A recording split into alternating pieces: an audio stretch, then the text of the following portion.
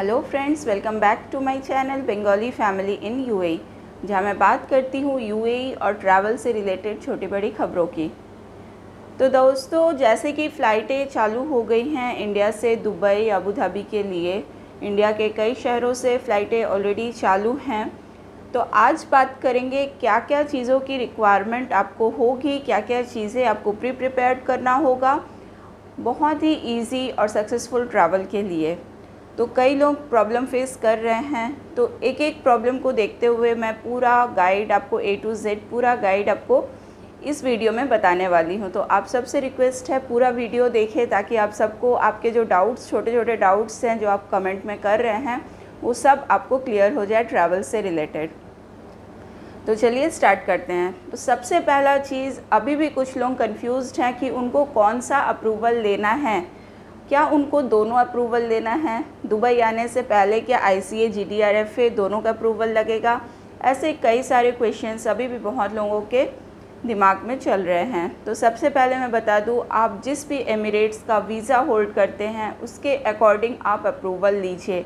आपको दोनों अप्रूवल की कोई ज़रूरत नहीं है। अगर आपके पास दुबई का वीज़ा है, दुबई का रेजिडेंस वीज़ा है वैलिड, तो आप GDRFA का अप्रूवल लेके आ सकते हैं। और अगर आप दूसरे एमिरेट्स के हैं जैसे रसल खैमा, शारजा या अबू धाबी, तब आपको ICA का अप्रूवल लेना होगा। तो आई होप इतना आपको क्लियर है कि कौन से एमिरेट्स वालों को क्या अप्रूवल लेना है। आपका जो रेसिडेंस वीज़ा है वो वैलिड होना चाहिए। बहुत लोग बोल रहे हैं कि ICA का अप्रूवल नहीं आ रहा है, GDRFA का अप्रूवल नहीं आ रहा है।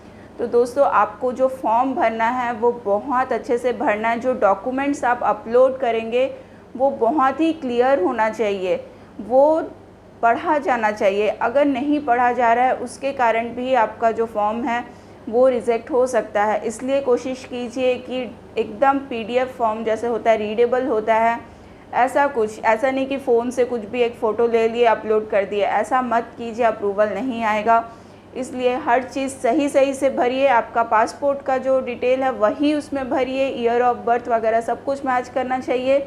डॉक्यूमेंट्स एकदम क्लियर होना चाहिए, रीडेबल होना चाहिए। देखिए, आपका बहुत ईजीली आ जाएगा अप्रूवल।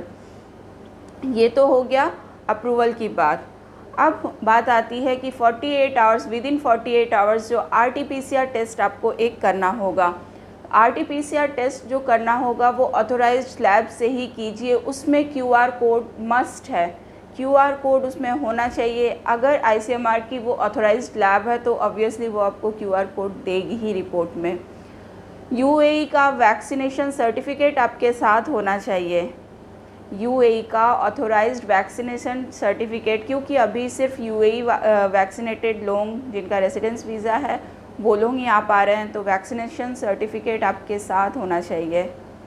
तो ये तो थी कुछ छोटी चीज़ें।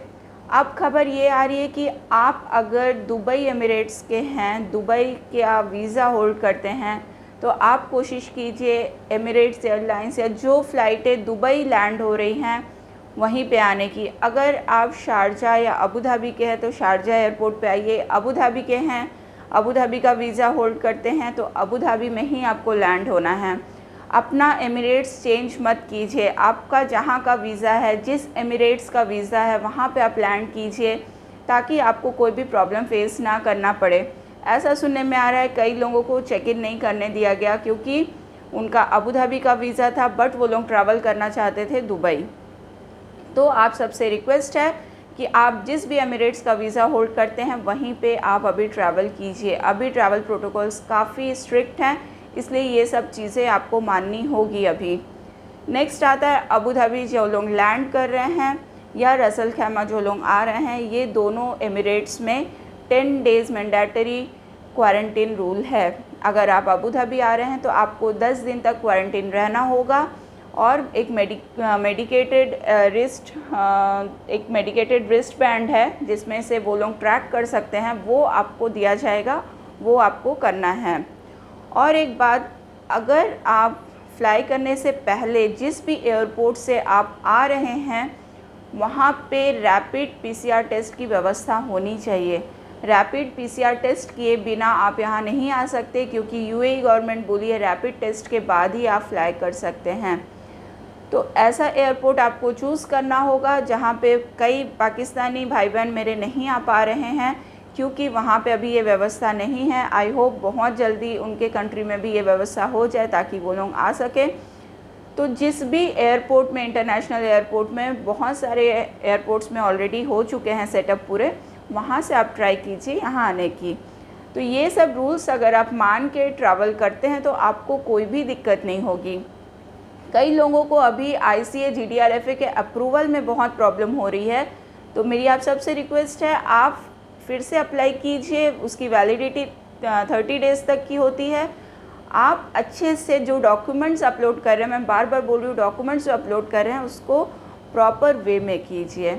तो दोस्तों ये था एक छोटा सा अपडेट मेरी तरफ से। आई होप आप सबको थोड़ा भी हेल्प हुआ होगा। अगर हेल्प हुआ होगा तो आप अपने एक्सपीरियंसेस या कुछ भी प्रॉब्लम हो वो कमेंट बॉक्स के थ्रू मेरे से शेयर कर सकते हैं। मिलते हैं नई वीडियो के साथ, तब तक के लिए गुड बाय, टेक केयर।